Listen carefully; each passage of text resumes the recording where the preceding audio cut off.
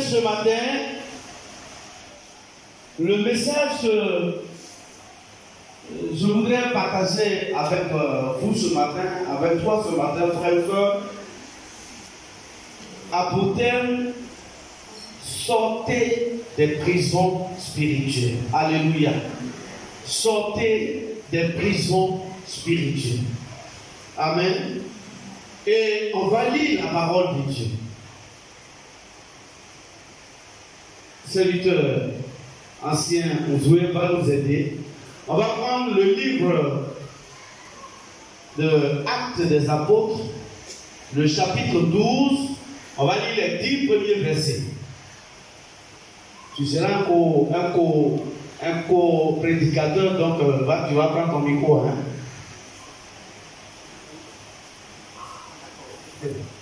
Alléluia. Vous y êtes, Acte 12, à partir du verset 1, je dis la parole de Dieu avec beaucoup de respect. Vers le même temps, le roi Hérode se mit à manifester quelques membres de l'Église, maltraiter quelques membres de l'Église. Et il fit mourir par l'épée Jacques, frère de Jean. Voyant que cela était agréable aux Juifs, il fit encore arrêter Pierre. C'était pendant les jours des pains sans levain. Après l'avoir saisi et jeté en prison, il est mis sous la garde de 4 escouades, de 4 soldats chacune, avec l'intention de le faire comparaître devant le peuple après la Pâque. Pierre, donc, était gardé dans la prison, et l'Église ne cessait d'adresser pour lui des prières à Dieu. La nuit qui précéda le jour où Hérode allait le faire comparaître, Pierre, lié de 2 chaînes, dormait entre 2 soldats, et des sentinelles devant la porte gardaient la prison. Et voici, un ange du Seigneur suivait, et une lumière brilla dans la prison. L'ange réveilla Pierre en le frappant au côté en disant: lève-toi promptement.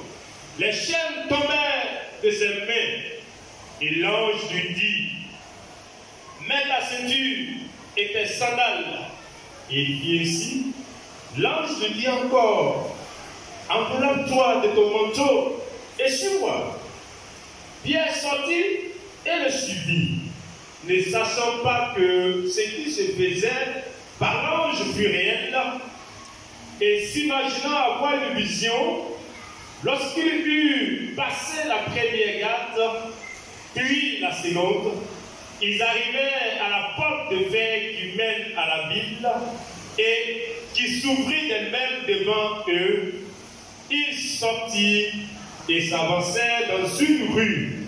Aussitôt, l'ange quitta Pierre. Dis amen à la parole de Dieu. Gloire à Jésus. Ok.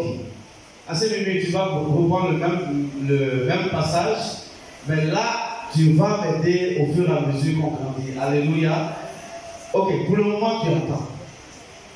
On va situer notre texte dans son contexte historique, parce que le texte commence par vers le même temps. Alors, de quel temps s'agit-il? Bien aimé, vous savez, lorsque Jésus-Christ devait mourir, il a dit: il est bon que je m'en aille et vous allez recevoir le Saint-Esprit. Et Jésus a également ajouté que le Saint-Esprit sera avec vous et vous serez mes disciples jusqu'aux extrémités de la terre, en commençant bien sûr par Judée, Jérusalem et les autres. Et donc, dans le chapitre 11, le Saint-Esprit effectivement a commencé à faire son œuvre.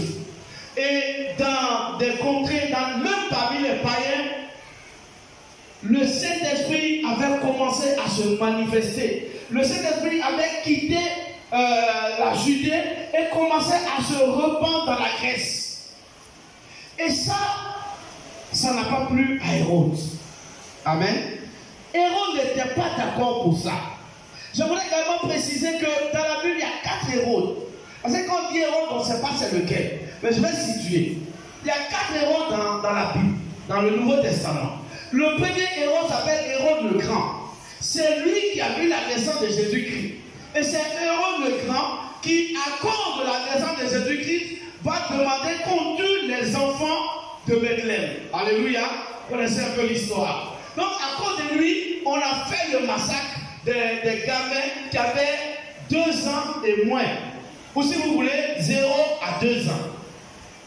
Lui, c'est Hérode le Grand. Mais la Bible dit, juste après le massacre, il est mort. Et il a eu son neveu qui est venu au pouvoir. Lui, il s'appelle Hérode Antipas. Hérode Antipas, pour ceux qui voient un peu cette histoire, c'est lui qui a fait décapiter Jean à cause de Hérodias. Vous connaissez un peu ça? Parce que Hérodias a dansé et il a demandé qu'est-ce que je veux te donner comme un cadeau. Et comme elle dit, ce qu'elle veut là, c'est qu'on tue Jean. Elle veut la tête de Jean. Et donc, c'est lui, Hérode Antipas, qui a décapité Jean dans une prison encore. Décapité. Ça fait 2e Hérode. Le 3e Hérode, c'est Hérode Agrippa I. Agrippa I. C'est de lui qu'il s'agit ici. Hérode Agrippa I, c'est lui qui est contre l'effusion du Saint-Esprit et qui va tuer Jacques, le frère de Jean. Et quand il a tué Jacques, voyant que la Pâque arrive et le Saint-Esprit a commencé à se manifester, il va attraper encore Pierre. Il va le mettre dans la prison. L'objectif c'était quoi? Juste après la Pâque, la fête des pains sans levain, donc la Pâque, il allait aussi exécuter Pierre comme il a exécuté Jacques. Alléluia. Et lui, je rappelle qu'il a pris le pouvoir en 41 après Jésus-Christ. Et lui aussi, il a seulement tué Jacques, il n'a pas pu tuer Pierre, parce qu'on le saura tout à l'heure. Et lui aussi, il est mort. Et son fils, qui va prendre le pouvoir, s'appelle Hérode Agrippa II. Lui, il n'a pas pu tuer quelqu'un. La seule chose qu'il a pu faire dans le livre de Actes 25, c'est qu'il a fait juger l'apôtre Paul. Alléluia. Donc, bien aimé, les 4 Hérodes dont il s'agit, c'est seulement le dernier qui n'a pas les mains souillées de sang. Les 3 vont tuer. Et c'est Agrippa I, Hérode Agrippa I, c'est de lui qu'il s'agit dans notre texte. Alléluia. Donc c'est lui qui va prendre Pierre et va le mettre en prison. Et l'objectif en prenant Pierre et en le mettant en prison, c'était en fait pour le juger juste après la Pâque et le tuer par la suite. Alléluia. Serviteur du bien, on peut commencer maintenant. J'ai situé le texte dans son contexte historique. Par un professeur de français devant moi, il me regarde. Je le regarde. Voilà. On va dire comment. Il n'a pas situé le texte. J'ai situé ton texte. Allons-y. Dans le même temps, oui, le roi Hérode se mit à maltraiter quelques membres de l'église. Oui, c'est ce que nous disons à cause de l'effusion du Saint-Esprit. Et il fit mourir par l'épée Jacques. Il a tué Jacques. Frère de Jean. Oui. Voyant que cela était agréable aux Juifs, Oui. il fit encore arrêter Pierre. En fait, ça faisait plaisir à des gens. Le fait que Hérode, à chaque fois tue des personnes, les Juifs sont contents. Ils disent, pardon, parce qu'en fait, je voudrais préciser que le diable que vous voyez, il se nourrit de nos échecs. C'est quand tu as échoué et que les gens vont nous raconter, ah, lui encore, il a échoué. Il a essayé deuxième tentative, il n'a pas pu se marier. Le diable est content. Il dit, je vais servir ça encore. Et les hommes vont parler de moi. Et le diable se réjouit de nos échecs. Et c'est c'est à peu près ce qui se passe ici avec Hérode. Chaque fois que quelque chose se passe, alors les Juifs sont contents. Marche serviteur. C'était pendant les jours des pains sans levain. Oui.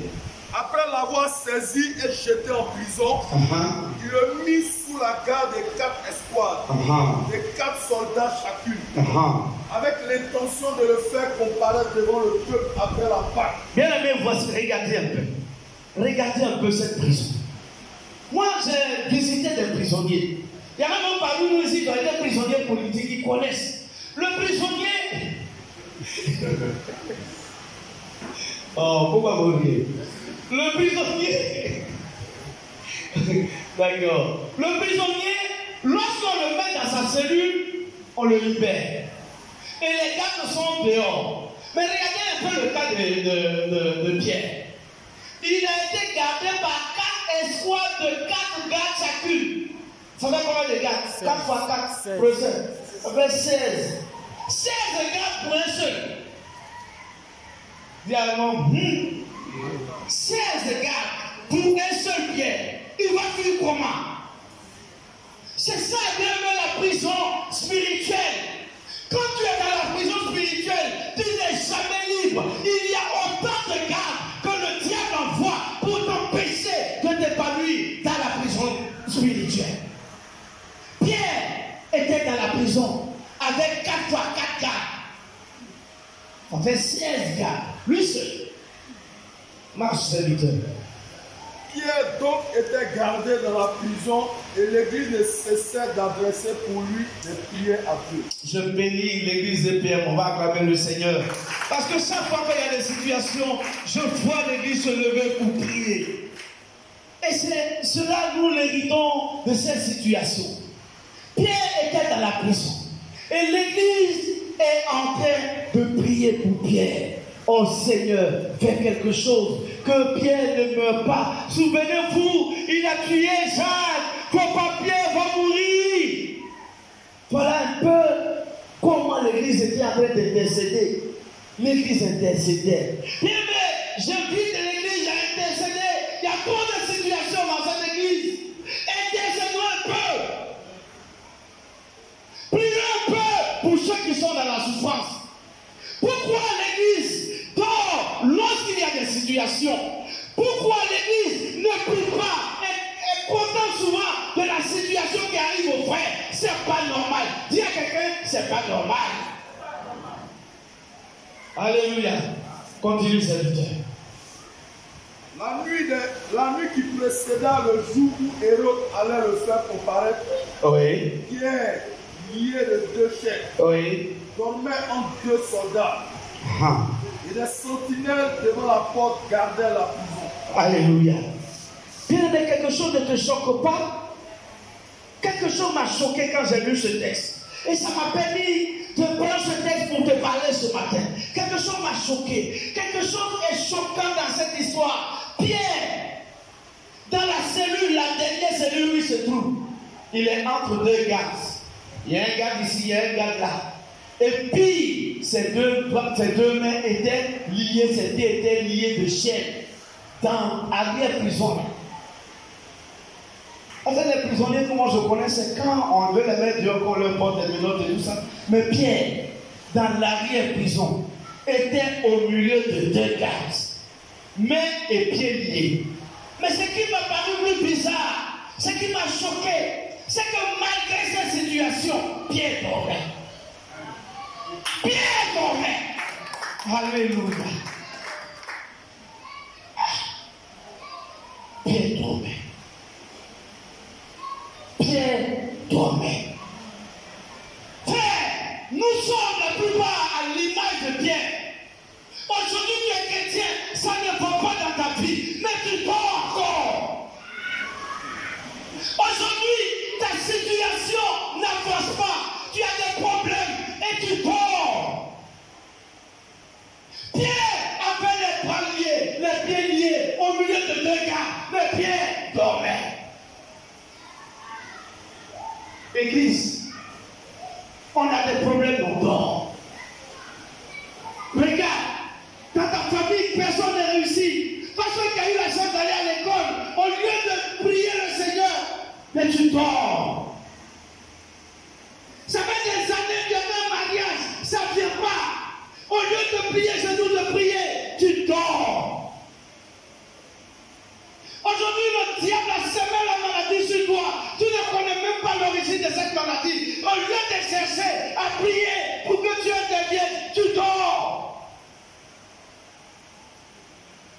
La Bible dit, Pierre, dans cette situation, dormait. Alléluia. Pierre dormait. Pierre dormait. Pourquoi dors-tu? Il n'y a pas de problème dans ta maison. Il n'y a pas de situation qui t'embête. Pourquoi dors-tu? Ou bien penses-tu que ta situation, c'est fini? Toi, tu ne vas pas réussir. Mais je t'annonce le contraire ce matin. Tu vas réussir au nom de Jésus. Et ce matin, tu seras réveillé et tu vas réussir. Dis Amen. Amen. Continue cette vidéo. Et voici. Un ange du Seigneur suivait. Un ange du Seigneur suivait. Et une lumière brilla dans la prison. Une lumière brillait dans la prison. L'ange réveilla Pierre. L'ange réveilla Pierre. Frappant au côté. En le frappant au côté. En disant. Reste là pour le moment. L'ange est arrivé dans la prison. L'ange est entré dans la prison. Et qu'est-ce que l'ange va faire? Là, il va frapper Pierre sur le côté. Aïda, ce matin, non, il va te supporter sur ton côté parce que tu as fait ton vie. Alléluia. Amen. Ta situation est en train de pourrir et tu dors. Mais j'annonce ce matin l'arrivée d'un ange qui va te frapper pour te réveiller. Tu n'as pas dit Amen fort. Dans la Bible, ce que j'ai lu, j'ai vu que l'ange, souvent l'ange appelle quelqu'un par son nom, ou l'ange réveille quelqu'un simplement, mais c'est la première fois que je lis dans la Bible. Je ne dis pas que j'ai parcouru toute la Bible, mais c'est la première fois que je lis que l'ange, pour réveiller quelqu'un, l'a frappé. L'ange a besoin de te frapper. Alléluia. La Bible dit, il a frappé Pierre sur le côté. Tu as dit, réveille-toi. Gloire à Jésus. L'ange l'a frappé. Il dort trop. L'ange l'a frappé. Mais où l'ange a tapé? Sur le côté. Pourquoi? Parce que Pierre, il ronflait trop. Il respirait trop. Et là, il dit, de la façon dont tu es à l'aise ici, là, moi, ça ne me plaît pas. Tu es dans une situation difficile, mais tu te sens trop à l'aise, ça ne me plaît pas. Là, il va le taper sur le côté 2 fois, 3 fois, il ne sait pas combien de fois. Mais heureusement que Pierre s'est réveillé. Si c'est quelqu'un d'autre, il a tapé là, il ronfle, et puis il va pas taper ici encore. Amen. Pierre est réveillé. Vas-y. Là, il ne frappe pas sur le côté. Reprends papa. Et voici un ange du Seigneur souverain et oui. Une lumière brilla dans la prison. Oui. L'ange réveilla Pierre en le frappant au côté. En le frappant au côté. Là, il va te frapper ce matin parce que tu as besoin d'être réveillé. Là, il va te chicoter ce matin parce que ta situation est anormale. L'échec que tu vis, ce n'est pas normal. Tu as quel âge aujourd'hui? Tu vis encore en famille, c'est pas normal. Là, il va te chicoter pour que tu te rends compte que ta situation va à volo. Continue, serviteur. Et en disant, lève-toi promptement. Lève-toi promptement. Pour les plus forts, donnez-moi un synonyme de promptement, j'ai promptement à travailler avec. Rapidement. Subitement. Comment? Immédiatement. Subitement. Quittez dans vos moments là, donc quelque chose qui est cool. Vite, voilà, merci maman. Lève-toi vite. Là, je lui dis, lève-toi vite. Frère, lève-toi vite. La situation que tu vis est anormale. C'est-tu qu'il y a des défis qui t'attendent dans la maison de Dieu? C'est-tu qu'il y a des défis qui t'attendent dans la vie sociale? Dieu peut faire quelque chose pour toi. Lève-toi promptement. Tu as trop dormi. Dieu veut travailler avec toi. Dieu va te donner un manteau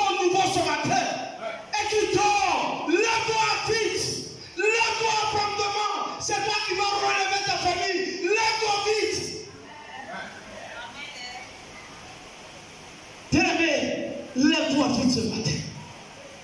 Tu as trop dormi. Tu as trop dormi. Ton mariage n'est pas encore arrivé. Et tu dors. Lève-toi vite. Tu as plein de diplômes, tu ne travailles pas. Lève-toi vite. Les promesses de Dieu ne sont pas dans la prison. Les promesses de Dieu sont dehors. Ton Dieu n'est pas dans la prison parce que Dieu peut pas t'enchaîner. Sois vite de la prison parce que tu dois travailler avec le Seigneur. Sois vite de la prison. C'est toi qui es Pierre, sur qui l'église va bâtir. Dieu compte sur toi. Si tu es dans la prison, Dieu ne fera rien pour toi. Dieu ne fera rien avec toi, du moins, c'est pas pour toi, mais Dieu ne fera rien avec toi parce que Dieu ne rentre pas dans la prison. Dieu t'attend dehors. Alléluia. C'est dehors que Dieu t'attend pour te bénir. Frère, c'est dehors que le Seigneur t'attend pour te lever. Frère, c'est dehors que Dieu t'attend pour te donner ce que tu cherches. C'est dehors que Dieu te cherche. Ce n'est pas dans la prison. Lève-toi vite. Lève-toi vite. Alléluia. Venez allons vite, parce que là. Lève-toi promptement. Lève-toi promptement. Les chaînes tombèrent de ses mains. Alléluia. Les chaînes sont tombées.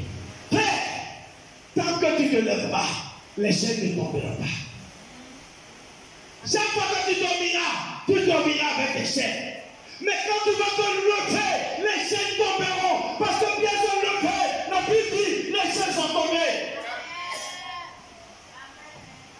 Frère, c'est ton action qui va déclencher la brisure ou bien le brisement des chaînes. Pourquoi tu dors? Tu penses que tu as trop réussi? Tu penses que ta famille a déjà tout? Tu penses que tu es déjà au sommet de la réussite? Pourquoi tu dors? Lève-toi promptement. Alléluia. Continue, serviteur. Et l'ange lui dit, mets ta ceinture. Alléluia. Et des sandales. Oui, mais arrêtons un peu. L'ange va lui dire, mets ta ceinture. Quand je fais on va dire la liaison ou la concordance dans le livre de Ephésiens 6, je crois bien, la Bible dit que la ceinture, c'est la vérité. Alléluia. Tu dois avoir ta ceinture. Ta ceinture, c'est la vérité. Il faut savoir la vérité sur ta vie. Tu as besoin de savoir pourquoi tu es dans cette prison. Tu as besoin de savoir pourquoi ta famille n'évolue pas. Tu as besoin de savoir pourquoi les gens ne se marient pas chez toi. Tu as besoin de savoir pourquoi les choses vont en volant dans ta famille. Depuis que tu travailles, tes amis ont toujours de la promotion. Tu n'as encore aucune promotion. Tu as besoin de savoir pourquoi. La Bible dit, vous connaissez la vérité et la vérité vous affranchira. Tu as besoin de vérité pour t'affranchir. Tu as besoin de la vérité pour t'affranchir, pour te libérer. Tu as besoin de la vérité sur ta vie. Tu as besoin de la vérité sur ta famille. Tu as besoin de la vérité. Parce que sans la vérité, bien aimé, tu resteras toujours dans la prison. Sans la vérité, tu seras toujours dans la prison. Et quand je fais encore une concordance, la vérité, c'est Jésus-Christ. Car il dit, je suis le chemin, la vérité. Alléluia. Permets, attache-toi à Jésus. C'est-le. Marche avec Jésus-Christ. C'est ça qui va t'aider à te libérer. Tu as besoin de Jésus. Tu as besoin de Jésus. Dans cette situation où le diable a semé l'esprit de sommeil pour t'empêcher d'évoluer, tu as besoin de Jésus. Tu as besoin de la vérité. Alléluia. Continue, Seigneur. Continue, Seigneur.